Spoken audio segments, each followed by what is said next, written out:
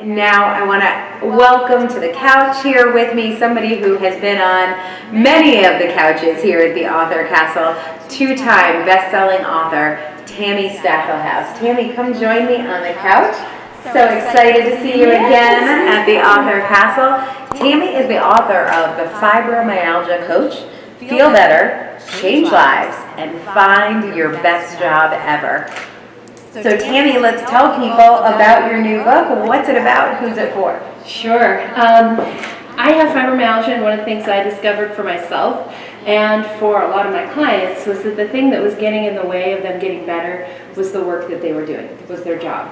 So this book outlines 8 key questions that you can use to evaluate any job you're considering, whether it's one you have or one you think you want to do. I also do talk about what a fibromyalgia coach is.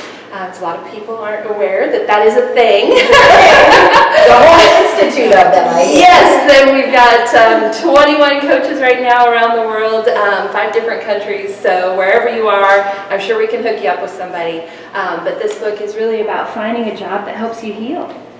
So I have to ask you a question that's pretty personal. I hope you're comfortable talking about it. But you mentioned you have fibromyalgia, and you were actually on disability.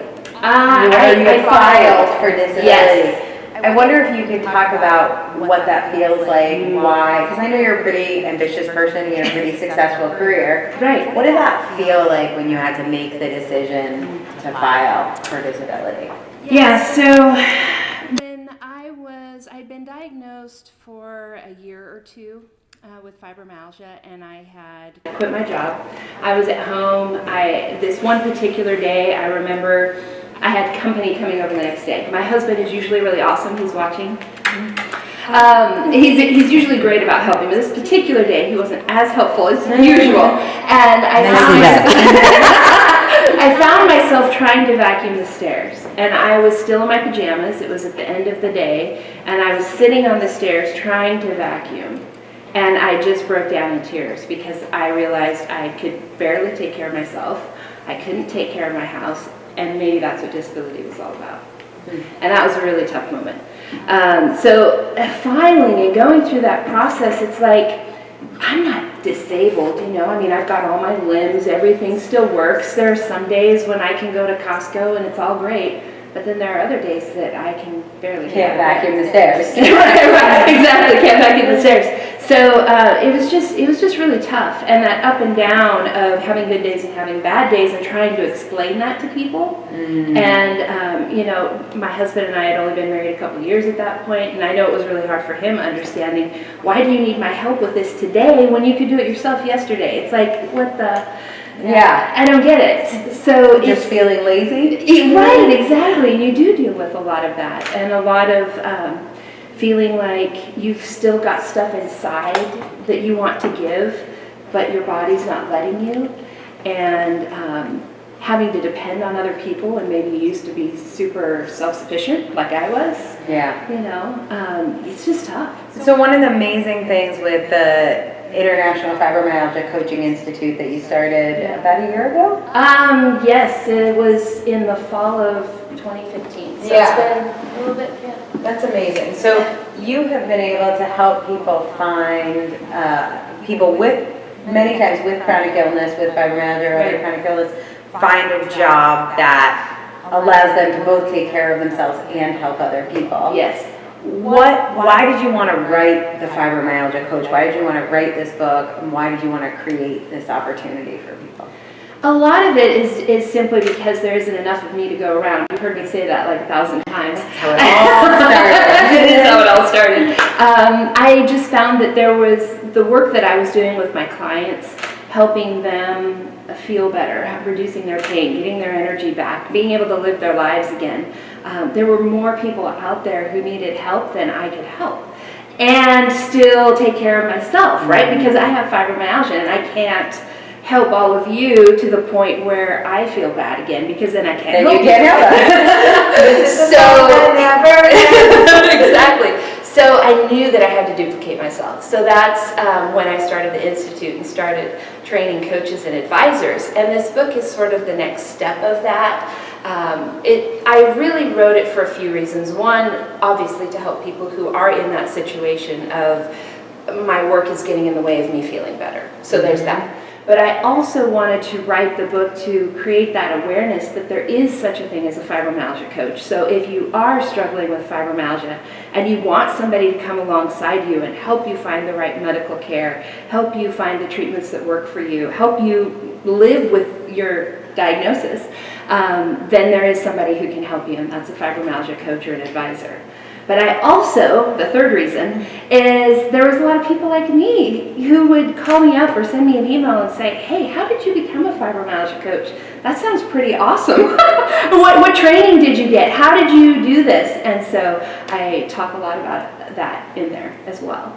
So amazing. So lots of people are excited about your message. Vantrice, Norman, thank you all who are here to support Tami. But there's an interesting question that one of our guests asked that I think really relates to your first book, Take Back Your Life. Okay. And so our guest asked, how did you begin to organize 30 years of notes and to finally put together your first book? So I know it wasn't 30 years of notes, but it was definitely probably the same volume. It was a lot. When your first book came out, you had so much content. And so when somebody asks, how do you begin organizing that when you feel like you have so much content? Any words of wisdom and advice? I have some very practical steps for you. So the first thing I did when I knew I wanted to write a book was I started a spreadsheet and just jotted down everything that I would tell somebody. So when I would be on a coaching call and I would talk about, you need to check your thyroid, or let's talk about your adrenals, or here's how you can manage your energy better, I just made a note on that spreadsheet and just listed them all out. And so when I got ready to write my book, I think my list was like 200. And Angela says, well, you can't write all What did I tell you? Like, that's $7. Yes, exactly.